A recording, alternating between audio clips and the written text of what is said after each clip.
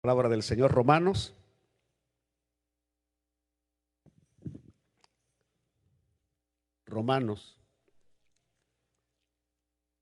Gloria a Dios. Este es un estudio como el de la mañana, un poquito diferente, con menos textos bíblicos, pero con una información detallada sobre lo que es los milagros mesiánicos. Romanos capítulo 11.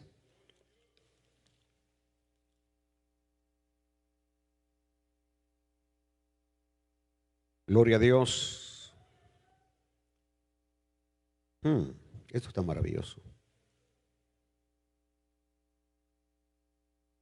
Bueno, yo creo que voy a leer todo el capítulo, no me interesa, es decir, porque es hermoso, es un capítulo muy hermoso. Escuche cómo comienza la palabra del Señor en esta noche. Digo pues, ¿ha desechado Dios a su pueblo? En ninguna manera. ¿De qué pueblo está hablando? Del pueblo de Israel. Porque también dice, yo soy israelita, de la descendencia de Abraham, de la tribu de Benjamín. No ha desechado Dios a su pueblo, al cual desde antes conoció. ¿O no sabéis qué dice de Elías la Escritura? Una vez más, escuche cómo conocía él el Antiguo Testamento, lo que prediqué en la mañana, cómo Pablo sabía las Escrituras del Antiguo Testamento. ¿O no sabéis? Estamos en el capítulo 11 de Romanos. Romanos está después del libro de los Hechos. ¿O no sabéis qué dice de Elías la Escritura? ¿Cómo invoca a Dios contra Israel diciendo, Señor, a tus profetas han dado muerte y tus altares han derribado y solo yo he quedado y procuran matarme? ¿Pero qué le dice la divina respuesta? Me he reservado 7,000 hombres que no han doblado la rodilla delante de Baal. Así también, aún en este tiempo, ha quedado un remanente escogido por gracia. Y si por gracia, ya no es por obras.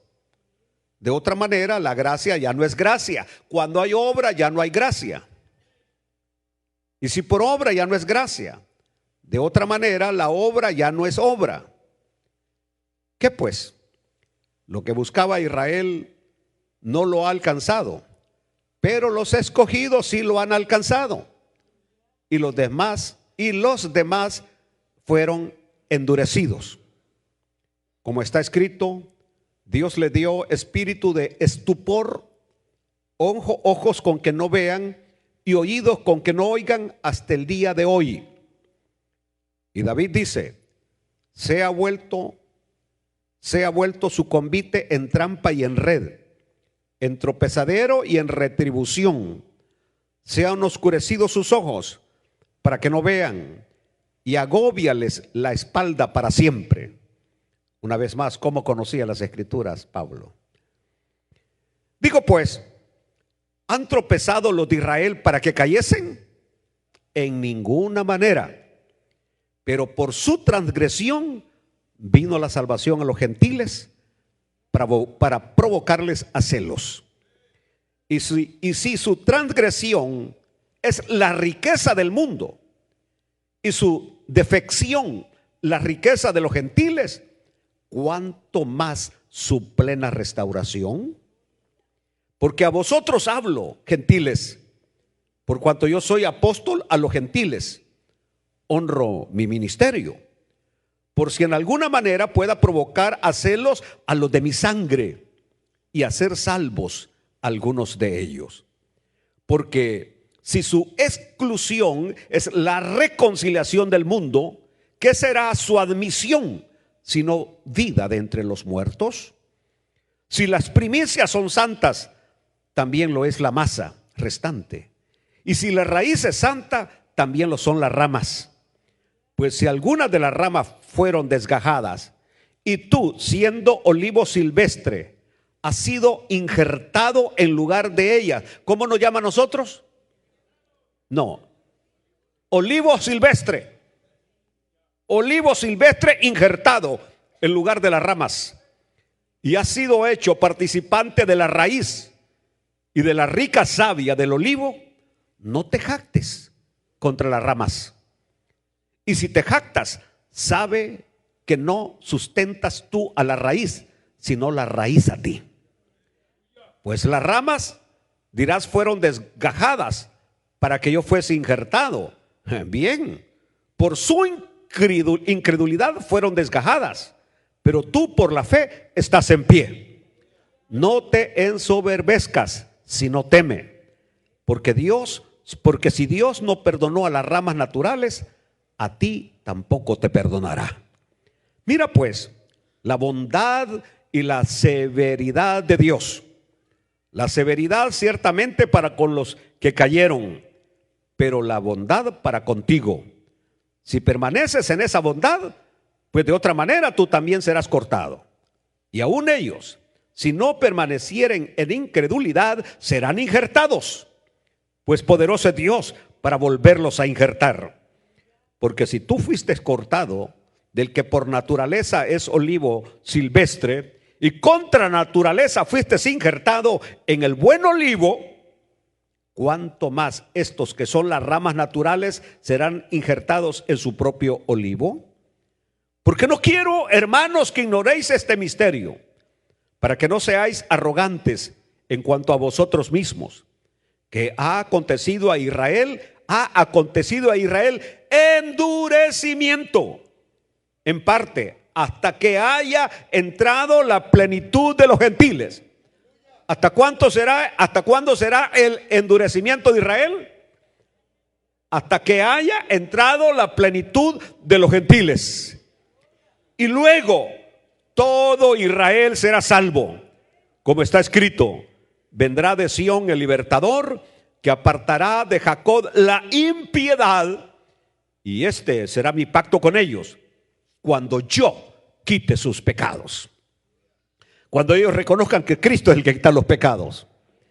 Así que en cuanto al evangelio, son enemigos por causa de vosotros, pero en cuanto a la elección, son amados por causa de los padres, porque irrevocables son los dones y el llamamiento de Dios. Pues como vosotros también en otro tiempo erais desobedientes a Dios, pero ahora habéis alcanzado misericordia por la desobediencia de ellos. Así también estos ahora han sido desobedientes, para que por la misericordia concedida a vosotros, ellos también alcancen misericordia. Porque Dios sujetó a todos en desobediencia. Porque Dios sujetó a todos en desobediencia. La otra versión dice, porque Dios encerró a todos en desobediencia, hablando de los judíos, para tener misericordia de todos. Oh, profundidad de las riquezas, de la sabiduría y de la ciencia de Dios. Cuán insondables son sus juicios e inescrutables sus caminos. Porque ¿quién entendió la mente del Señor? ¿O quién fue su consejero? Otra vez citando el Antiguo Testamento. ¿O quién le dio a él primero para que le fuese recompensado? Porque de él y por él y para él son todas las cosas. A él sea la gloria por los siglos. Amén. Que Dios bendiga su palabra. Siéntete, dele gloria a Dios. Yo creo que pasamos a la Santa Cena ya, ¿no? Pastor, ¿y el dólar que di de ofrenda? No. Aleluya. ¿Y el dólar que di de ofrenda, pastor? En los dos mensajes de esta miniserie, Los Milagros Mesiánicos, estuvimos hablando acerca de dos sucesos maravillosos que nuestro Mesías Jesús realizó. El primero de ellos tuvo que ver con la limpieza de un leproso, algo que no se había visto, algo que nunca se había visto. Los únicos dos casos de limpieza de leprosos era el de María, la hermana de Moisés y Aarón, y el de Naamán, el general sirio. Era los únicos dos casos de limpieza de leprosos, y que ahí se consideraba que el único que podía limpiar de lepra era Dios. el único que tenía el poder para limpiar a alguien de la lepra era Dios. ¿Por qué razón? Porque la lepra era símbolo del pecado. Símbolo del pecado. Y así como la lepra física no la podía quitar nadie, sino solo Dios, no había doctor que lo pudiera hacer, no había medicina que lo pudiera lograr. De igual manera, el pecado, solo la poderosa sangre de Cristo lo puede eliminar de nuestras vidas. Solo Dios lo puede hacer. La sangre de su Hijo Jesucristo nos limpia de todo pecado. Así lo dice el apóstol.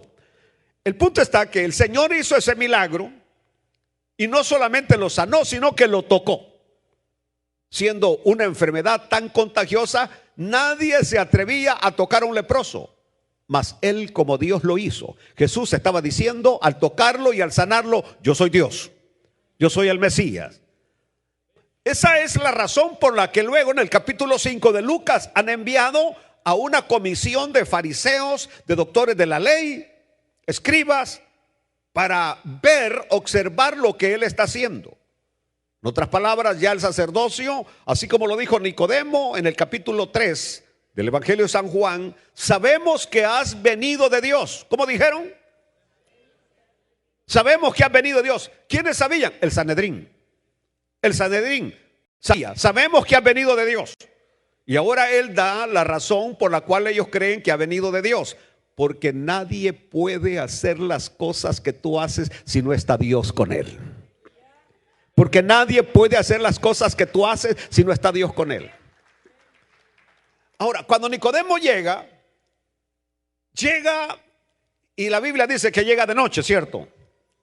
Que llega de noche y quiere impresionar al maestro que nunca había estado en una escuela de teología.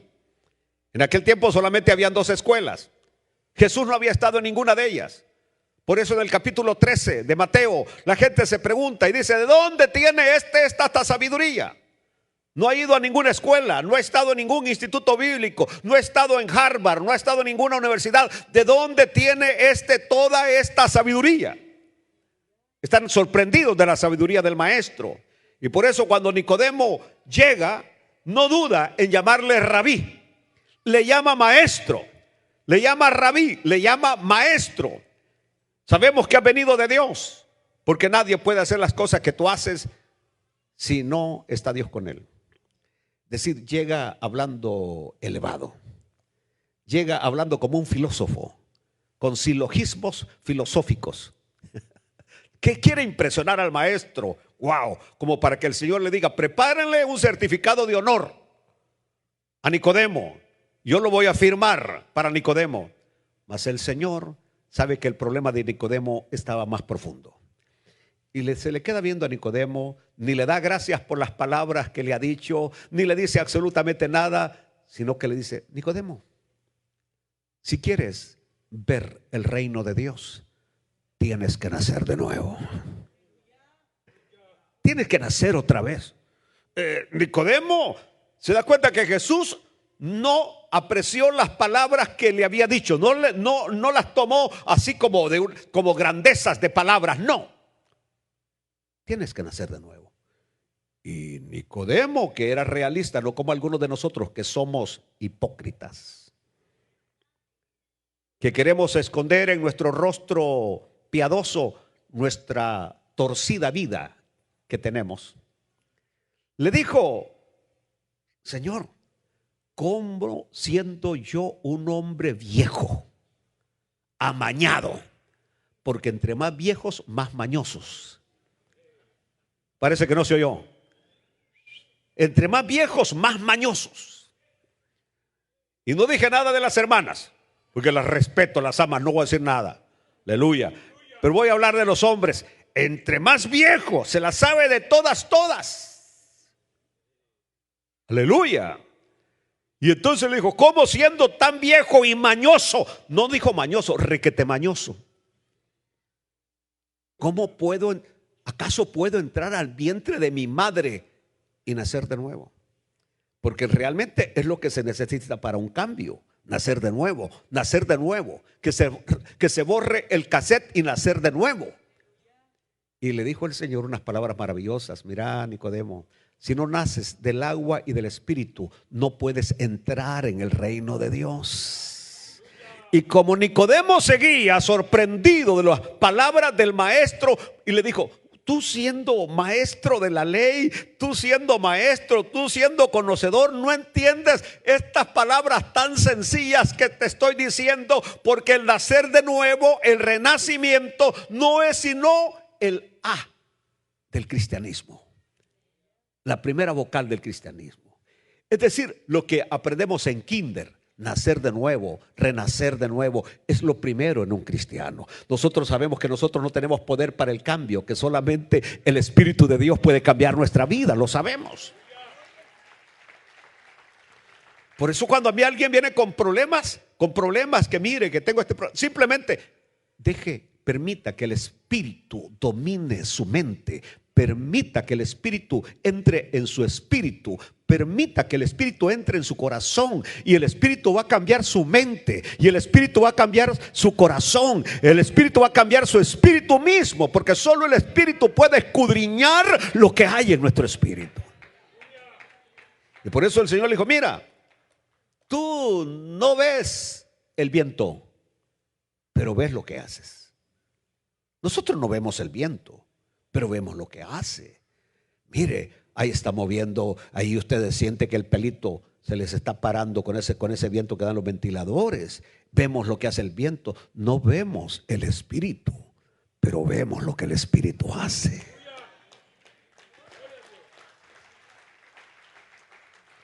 Así que prácticamente la visita en el capítulo 5 de Lucas se debe a que ellos han llegado a la conclusión lógica que Jesús puede ser el Mesías. Y por ello, cuando Jesús lo ve que han llegado en la primera fase, porque ellos estaban esperando al Mesías, y cuando alguien aparecía con las características del Mesías, ellos inmediatamente hacían la primera visita, que solamente era para ver y oír lo que hacía la persona que se creía que podía ser el Mesías. Después venía la segunda etapa, que era el interrogatorio, así como pasaron con Jesús al interrogatorio después. Pero en esta primera fase era ver, observar, oír lo que decía el candidato a Mesías. Cuando llegan ahí está Jesús, llevan a un paralítico, los amigos llevan al paralítico, no pueden entrar a causa de la multitud. Así que tienen que romper el techo y lo bajan. Y cuando Jesús ve, dice: wow, qué fe la que estoy viendo. Y le dice al paralítico, ¿qué le dijo al paralítico? Levántate, toma tu lecho y vete. No, le dijo: hombre, reconociendo que era descendiente de Adán, de la raza caída. Es decir, el Señor vio que la mayor necesidad de aquel hombre paralítico no era ser sanado. La mayor necesidad era ser perdonado. Y nuestra mayor necesidad es ser perdonado. Esa es nuestra mayor necesidad, ser perdonado. Le dijo: hombre, tus pecados te son perdonados.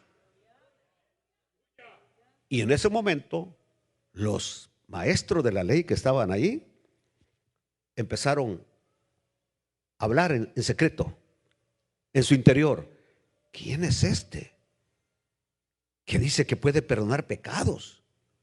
Si solo Dios puede perdonar pecados. Si solo Dios puede perdonar pecados. Solo Dios puede perdonar pecados.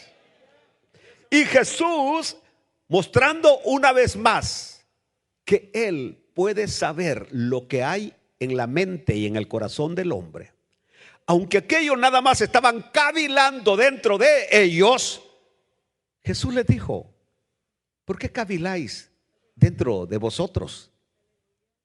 ¿Por qué caviláis dentro de vosotros que si puedo o no puedo perdonar pecados? Pues para que sepáis que el Hijo del Hombre tiene poder para perdonar pecados. A ti te digo: levántate, toma tu lecho y vete. Y aquel se levantó y se fue.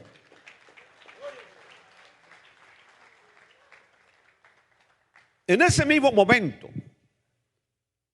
el reporte de ellos tenía que haber sido: verdaderamente este es el Mesías. Verdaderamente este es el Mesías. Porque hizo algo. Levantar al paralítico era sencillo para Jesús, pero perdonar pecados solo Dios lo podía hacer. Y él dijo que le perdonaban los pecados. Ese tenía que haber sido. Y una cosa más, él no sabía lo que estábamos nosotros cavilando y nos dijo exactamente lo que estábamos cavilando en nuestro interior. O sea, dio muestras de que él es omnisciente, que lo sabe todo, Mas sin embargo, aquí donde dentro hubo rechazo. Rechazamiento al Mesías, con una falta de discernimiento como jamás se puede ver. ¿Por qué razón? Porque cuando estudiamos la historia de Israel, aceptaron a otros como candidatos a Mesías. Los aceptaron y eran falsos. Y al verdadero Mesías lo rechazaron. Ahora, la gran pregunta que surge ahora aquí y que le dimos respuesta en nuestra lectura bíblica del capítulo 11 de Romanos es: ¿por qué lo rechazaron? ¿Por qué los judíos lo rechazaron?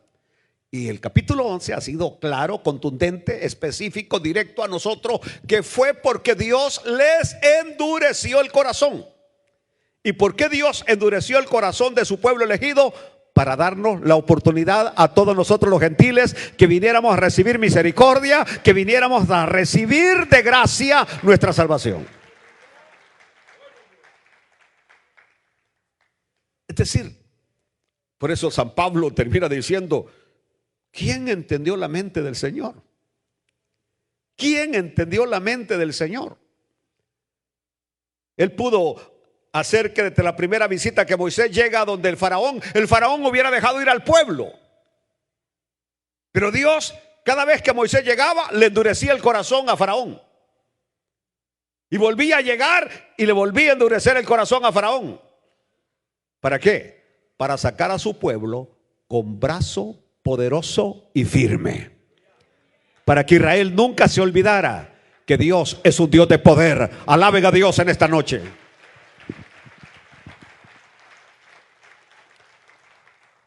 Dice la palabra del Señor que Dios ha encerrado.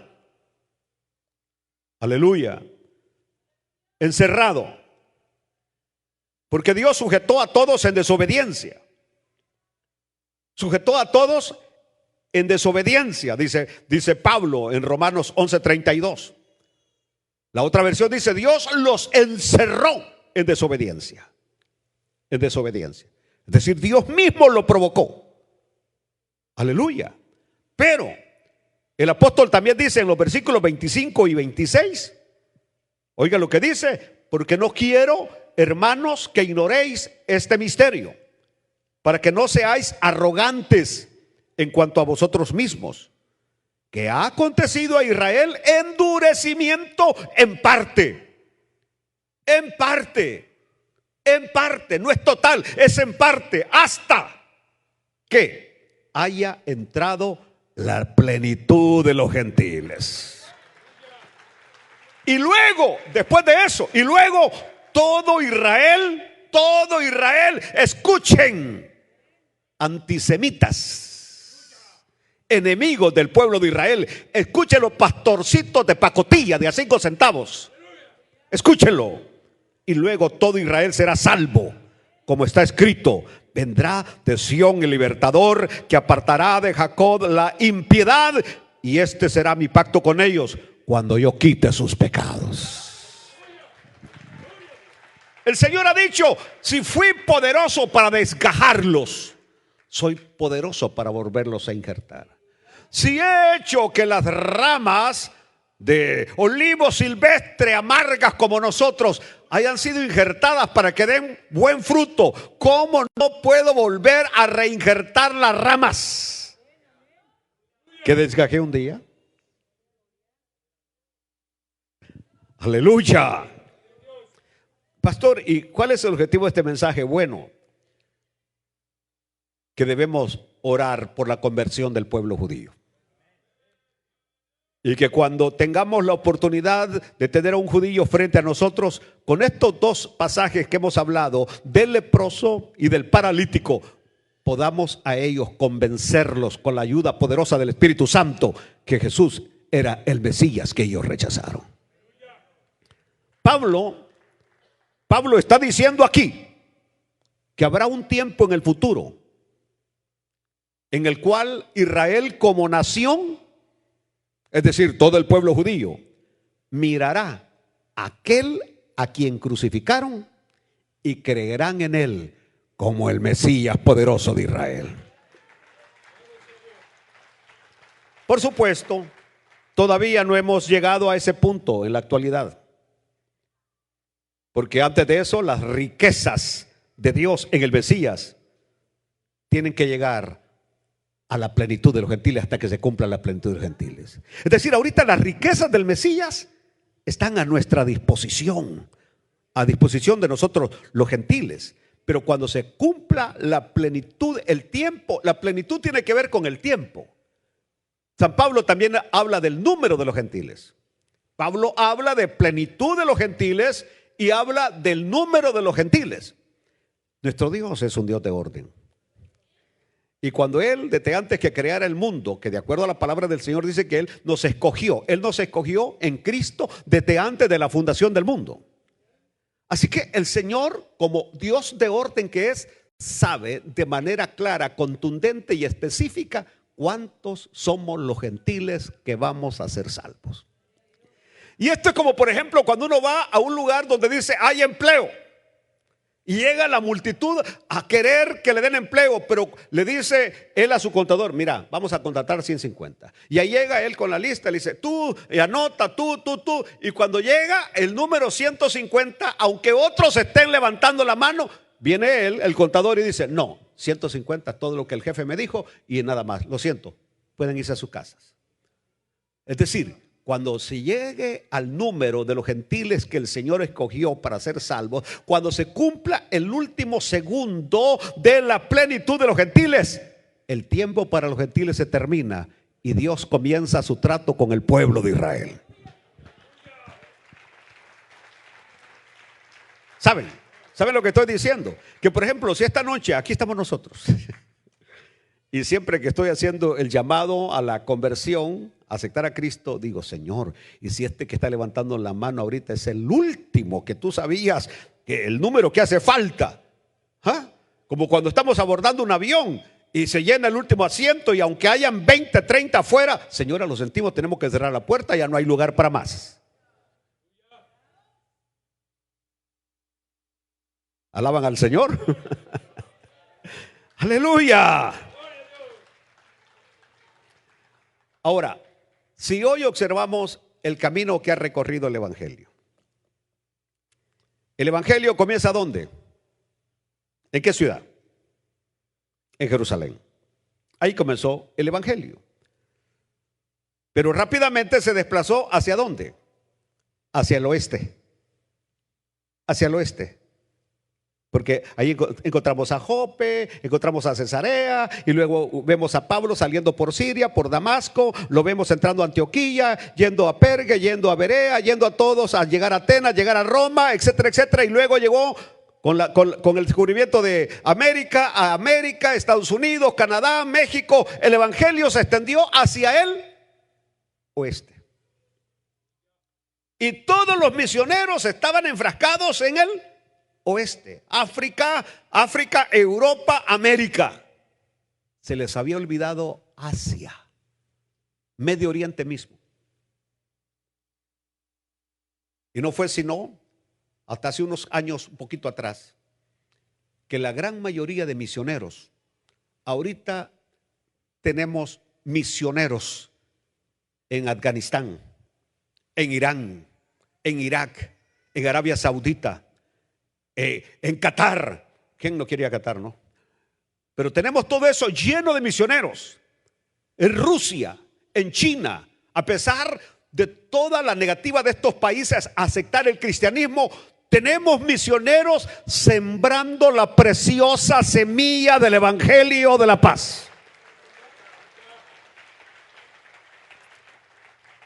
Es decir, como que después de haber invadido el evangelio todo el oeste, regresa de nuevo a su punto original, Jerusalén, porque ahora mismo en Israel se está predicando el evangelio noche y día. El evangelio está llegando a los judíos. Y día a día tenemos los reportes de los judíos que se están convirtiendo a Cristo Jesús. Aleluya. Empezamos a ver los primeros frutos del renacimiento espiritual de Israel, reconociendo a su verdadero Mesías. En este contexto hay que decir algo sobre el judaísmo rabínico, Y lo voy a llamar judaísmo rabínico fariseo. Judaísmo rabínico fariseo, tal y como lo conocemos hoy en día. Y cómo se ha desarrollado desde la época de Jesús hasta hoy. Debido a que el liderazgo judío en los días de Jesús rechazó su condición de Mesías, lo rechazaron, el liderazgo lo rechazó. Y al rechazarlo el liderazgo, consecuentemente toda la nación estaba rechazando al Mesías. Esto tuvo consecuencias hasta el día de hoy. Muchas de las cosas que está pasando Israel fue debido al rechazo del Mesías. Mas sin embargo, ya explicamos que ese rechazo era necesario para que todos nosotros hoy podamos confesar a Jesús como nuestro Señor y Salvador, como nuestro Rey eterno, como nuestro Salvador eterno. Por supuesto, leemos que los primeros discípulos del Señor eran ¿qué? Judíos. Los apóstoles eran judíos. Los escritores de los evangelios, excepto Lucas, eran judíos. Los escritores del Nuevo Testamento, todos los escritores del Nuevo Testamento, excepto Lucas, que escribió el evangelio de Lucas y el libro de los Hechos, todos los demás eran judíos.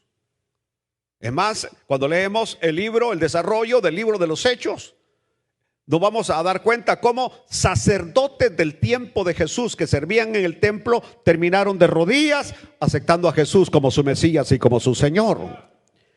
Sin embargo, después de la resurrección de nuestro Señor Jesucristo, ocurrieron algunas cosas que alejaron a Jesús del pueblo judío. Y esa sería buena que la sepamos. Como historia tenemos que saberla.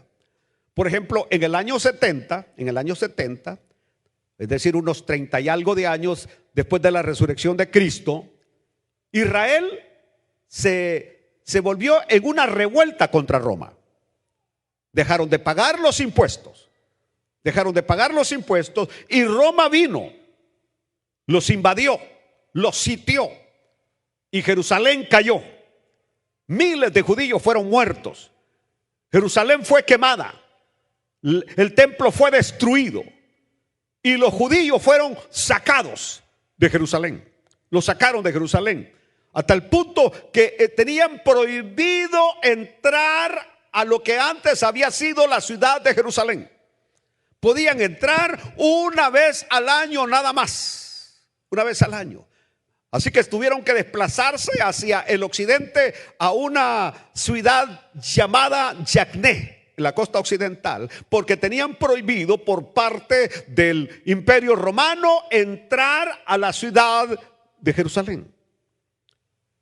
Ese periodo de 65 años, desde el año 70 hasta el año 135 después de Cristo, resultó decisivo para la vida del pueblo judío. Aleluya, porque esto vino a darle forma al mundo judío que conocemos actualmente. Y analizar también las consecuencias que tuvieron. Uno de sus primeros principios que adoptaron, escuchen esto porque esto es interesante, era que no se podía ser judío y al mismo tiempo creer en Jesús. Así como cuando yo enseño y digo que usted no puede ser cristiano y ser comunista al mismo tiempo. O es comunista o es cristiano, pero no puede ser cristiano y comunismo al mismo tiempo. Usted no puede ser cristiano y de izquierda al mismo tiempo. Imposible, porque son dos doctrinas radicalmente contrarias. Radicalmente contrarias. Es decir, cuando uno lee la Biblia se da cuenta que no hay lugar para el comunismo ni hay lugar para el socialismo. Y esto no es política, esto nada más es teología, doctrina, palabra de Dios. Así que los judíos decían, nadie puede ser judío y al mismo tiempo creer en Jesús. Segundo principio, que solo el judaísmo farisaico era una forma aceptable de judaísmo. Solamente el judaísmo farisaico era la única forma aceptable del judaísmo. Después de todo, ustedes saben que cuando el templo fue destruido, el sacerdocio fue eliminado también. A partir de ahí ya no hubieron sacerdotes. Y una cosa más, ustedes lo saben porque son bien estudiosos de la Biblia, que cuando vinieron los romanos, a los que más murieron fue la clase pujante de los judíos. Eran los saduceos, que eran célebres, eran hombres de gran conocimiento y eran los que servían en el templo. La gran mayoría de ellos eran sacerdotes y fueron destruidos. Entonces el sacerdocio desapareció y se convirtió entonces un cuerpo colegiado, integrado por fariseos, que vinieron a ser los que empezaron a gobernar de Israel, porque ya los sacerdotes no estaban. Ahora, en ese tiempo también habían, después del sitio de Roma a Jerusalén, habían creyentes, cristianos que creían en Jesús como el Mesías, pero eran rechazados, eran excluidos, no eran aceptados en la comunidad judía. Así que el liderazgo judío pasó de los sacerdotes de la tribu de Leví, porque los sacerdotes nada más tenían que ser de la tribu de Leví, y los que iban a servir en el templo de la familia de Aarón. ¿Por qué ellos? Simple y sencillamente porque Dios los escogió, porque Dios los eligió. ¿Por qué no escogió a las otras tribus? No tenga problemas conmigo ni con nadie. Simplemente a Dios le plació escoger a la tribu de Leví y a la familia de Aarón para que fueran los sacerdotes. Pero cuando estos rabinos fariseos tomaron el control, la gran diferencia era que antes era Dios quien había escogido a la tribu y a la familia que iba a servir en el templo. Pero ahora eran ellos, los rabinos. 10 rabinos eran suficientes para escoger a alguien, imponerle las manos y nombrarlo rabino. Observen lo que pasó ahora. Ya no era Dios quien escogía, eran los hombres los que escogían. Eran los rabinos farisaicos los que escogían quienes iban a servir de directores espirituales del pueblo. ¿Saben cómo es esto? Lo digo como una analogía, pero antes, por ejemplo, para que alguien fuera pastor tenía que mostrar un llamamiento tan tremendo, al punto que uno necesitaba 9 años de ministerio ininterrumpido y bendecido de parte de Dios para ser nombrado, ordenado al santo ministerio. 9 años.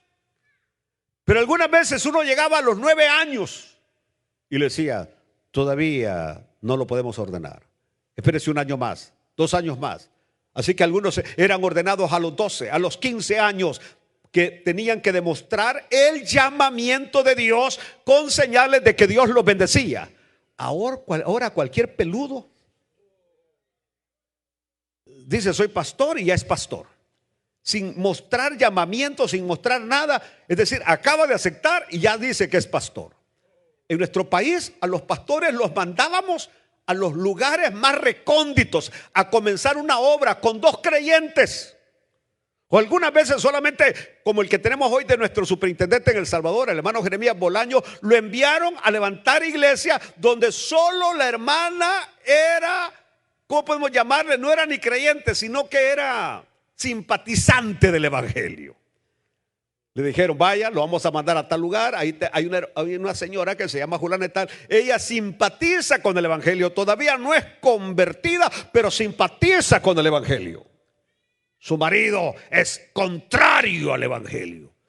Y allá fue el hermano Jeremías Bolaños a ese lugar Así que sabía que su primera tarea era, número uno, que la hermana se convirtiera. Que luego con el testimonio de Ángel de la hermana, su marido se convirtiera. Aleluya. Y ahí comenzó la obra. Ahora hay una tremenda iglesia en ese lugar. Comenzó con una simpatizante del evangelio. Por eso el hombre hoy está al frente de 1500 iglesias. Por eso es superintendente por más de 30 años al frente de la obra, porque demostró llamamiento y respaldo de parte de Dios. Aleluya. Aleluya. Bueno, tras la destrucción del templo, la gran pregunta es, o era, ¿cómo iban a recibir ahora los judíos el perdón de pecados? Ya no había templo, ya no había holocausto, ya no habían machos cabrillos, ya no había corderos expiatorios, ya no había. Y ya no hay. Entonces vinieron los rabinos judíos farisaicos. Y la respuesta que ellos dieron es dar limosna al pobre y orar. Así que ellos, según ellos, dar limosna al pobre y orar es para recibir el perdón de los pecados. La Biblia no, arrepentíos y convertíos para que sean borrados vuestros pecados y vengan de la presencia del Señor los tiempos de refrigerio. Hijitos míos, estas cosas os escribo para que no pequéis. Pero si alguno hubiere pecado, abogado tenemos para con el Padre, a Jesucristo el justo. Y la sangre de Jesucristo nos limpia de todo pecado. Hebreo nos va a decir, sin derramamiento de sangre, señores judíos, no hay remisión de pecados. Y el que derramó la sangre es el Cordero de Dios. Él fue herido por nuestras rebeliones, molido por nuestros pecados. El castigo de nuestra paz fue sobre él y por su llaga fuimos nosotros curados. Aleluya. Él es el que dice, venid luego, dice Jehová, y estemos a cuenta. Si tus pecados fueren como la grana, como la nieve, serán emblanquecidos. Y si fueren rojos como el carmesí, vendrán a ser como blanca lana. Venid luego, tomad, bebed, comed. Esa es la invitación del Señor. Que por la sangre de Jesucristo recibimos el perdón de los pecados. Por eso Él dijo, yo soy el camino, la verdad y la vida, y nadie viene al Padre si no es por mí. No es dando limosnas a los pobres, no es orando que se recibe el perdón de los pecados, es recibiendo a Cristo como Señor y Salvador que recibimos el perdón de los pecados.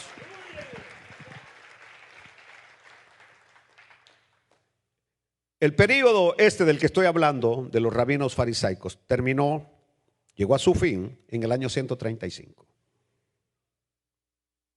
Ya en el año 70, los romanos hicieron algo. Cuando Israel le prohibieron entrar a Jerusalén, le cambiaron el nombre de la tierra, que para los judíos se llamaba, ¿cómo se llamaba para los romanos? Perdón, ¿cómo se llamaba para los romanos? ¿Cómo se llamaba? Never. Judea. Se llamaba Judea. Para los romanos se llamaba Judea en ese tiempo. Para los judíos se llamaba Judea, la tierra de Judea. Y si vamos a los evangelios, se le llama Judea. Y andaba el Señor por las calles, por las aldeas de Judea.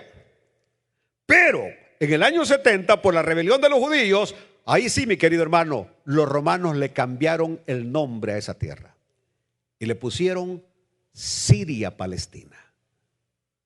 Desapareció Judea, Siria Palestina. Hasta el año 70, escúchelo, izquierdistas de 5 centavos, nunca esa tierra se había llamado Palestina. Y que el término palestino fue un término que se usó para ofender a los judíos, porque el término palestino venía de Filistea, de los filisteos que habían sido el peor enemigo de Israel. En otras palabras, como que le dijimos, ustedes siempre han dicho que esta es la tierra de ustedes. Ahora nosotros los romanos, que somos los que mandamos, se las vamos a darle el nombre de Palestina. Palestina. Y por eso hasta el año 1948, desde el año 70, la tierra, ¿cómo se le llamaba? ¿Cómo se le llamaba? Palestina, así se le llamaba. Unos lindos y preciosos evangélicos pentecostales compusieron un himno que decía: tierra bendita y divina es la de Palestina, donde nació el Señor. A ese hermano hay que quitarle un pelo uno por uno de la cabeza, porque simplemente él no conocía ni la historia ni la palabra del Señor, jamás. Y le pido perdón al Señor hoy, le imploro perdón, porque hasta yo cantaba el himno tierra bendita y divina, porque no había entendido que esa tierra fueron los romanos los que le pusieron Palestina. Pero esa es la tierra de Judea, la tierra de Israel, la herencia de Dios al padre Abraham, que se la deja a Israel. Pero en el año 135 fue lo peor. Porque los judíos se volvieron a levantar con lo que se llamó la rebelión de Bar Kobá, y que él apareció como el Mesías. Bar Kobá significa hijo de las estrellas, y poniendo como referencia el libro de Números, donde decía que el Mesías iba a ser llamado hijo de las estrellas, iba a ser una estrella. Los judíos se levantaron apoyando a Bar Kobá para rebelarse contra Roma. Roma los aplastó y llevó cautivos a la gran mayoría de jóvenes judíos, de hombres y mujeres judías. Los sacó de la tierra. Ahí es la famosa diáspora. Sacó al pueblo de Israel. En otras palabras, ustedes ya molestan demasiado, dijo Roma. Ustedes ya molestan demasiado. Ya tenemos muchos problemas en todo el imperio y ustedes revoltosos siguen. Así que hoy los vamos a sacar de aquí, de la tierra que antes era Judea y que ahora nosotros le hemos puesto Palestina. Los vamos a sacar. Y los romanos mandaron a reedificar Jerusalén, lo cual los judíos tenían prohibido reedificarla. Y le pusieron el nombre de Aelia Capitolia. Hemos estado en Jerusalén, yo he estado allá abajo, donde están aquellos mosaicos que los romanos hicieron, y con el gran rótulo Aelia Capitolia. Es decir, ya no más Jerusalén, sino Aelia Capitolia. Pero ¿quién va a ir contra los designios del soberano? Más adelante, los bizantinos, los bizantinos volvieron a cambiarle el nombre a Jerusalén. Y aunque los judíos no vivían ahí, algunos cuantos nada más, pero soñaban con algún día regresar a Jerusalén. La historia es esta: rechazaron al Mesías. Y por eso es que estoy diciendo que ahora el judaísmo es un vástago directo de los fariseos. No por casualidad el Señor dijo: cuídense de la levadura de los fariseos. Y aunque estos fariseos, que no han sido elegidos ni ordenados por Dios, porque ahorita la gran cuestión es hoy que se va a reedificar el tercer templo, porque se va a levantar, se va a reedificar el tercer templo. Si oponga quien se oponga, se les caiga el pelo a los rusos, a los chinos y a todos los árabes, se va a reconstruir el tercer templo. ¿Por qué? Porque la Biblia lo dice. Simple y sencillamente, porque nunca lo que la Biblia ha dicho se ha dejado de cumplir. Todo se ha cumplido. ¿De dónde van a salir los sacerdotes?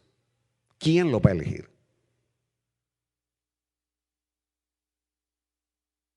Aunque hay cosas negativas que de alguna manera son productivas, como por ejemplo en 2000 años, cuando todo el pueblo judío estuvo regado por todo el mundo, fue la fe de esos rabinos farisaicos los que mantuvo al pueblo unido. La fe de que un día iban a regresar a su tierra, que alguna vez iban a estar adorando en Jerusalén. 2000 años el corazón les palpitaba y cada año veían hacia Jerusalén y decían: próximo año en Jerusalén. Hasta que en 1948, y que hubieron 3 ofertas para el pueblo judío. Cuando las Naciones Unidas barajearon, este pueblo es un pueblo sin tierra, sin idioma y sin tierra. Propusieron enviar a todos los judíos a Argentina. Y ahí estuvo este famoso líder judío. Dijo: no. Canadá dijo: bueno, Alaska, le vamos a dar una gran región de Alaska. Y dijeron: no. No. Se barajearon 3 países: Argentina, Alaska y un país africano, que por cierto hay mucho judío en ese país africano. Creo que es Etiopía. Y los 3 dijeron, los judíos dijeron: no. Pero si van ahí, va a ser un polvorín. Y entraron a su tierra, regresaron aquel montón de granjeros judíos. Ni habían entrado cuando les declararon la guerra a los árabes. Israel sin armas, sin aviones, sin entrenamiento y sin nada, se enfrentó a las grandes potencias árabes y Dios les dio la victoria. 1967, celebrando la fiesta que acaba de pasar, Yom Kippur. Estaban orando los judíos, estaban ayunando los judíos. Nadie esperaba que hubiera, no habían señales, no habían tambores, no habían señales de humo. Pero cuando todos los soldados judíos estaban en ayuno, con sus fusiles descargados hacia abajo, Egipto, Arabia Saudita, Irán, Irak, Jordania, Siria, Líbano, todas las naciones árabes juntas a querer hacer desaparecer a Israel del mapa. Israel se levantó. ¿La guerra de cuántos días? De 6 días. No solamente venció a todas las naciones árabes, sino que recuperó a Jerusalén como su capital.